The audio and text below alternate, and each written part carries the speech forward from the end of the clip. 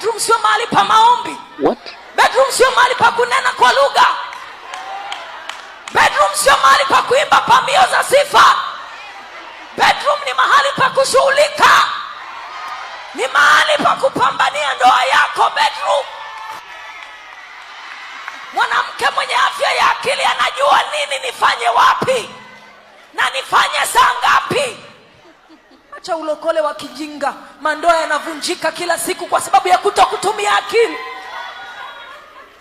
Mume wangu ni mchungaji kanisani, nyumbani ni mume wangu, ni mwanaume kama wanaume wengine, na ndio maana mandoa ya walokole yanavunjika, kwa sababu mnaleta ulokole mpaka nyumbani, mnaleta ulokole mpaka bedroom.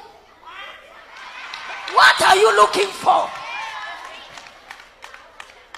For every one man, there are 1,000 women who are looking for an opportunity to be his wife.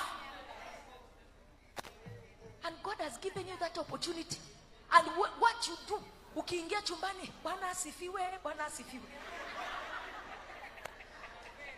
Majina mazuri mazuri unamwachia nani amuite? Hizo honey, baby, sugar, banana, unamwachia nani amuite? Hallelujah! Hallelujah! Glory, glory, glory, glory. Oh my God. This is Legrand. Legrand is making it happen.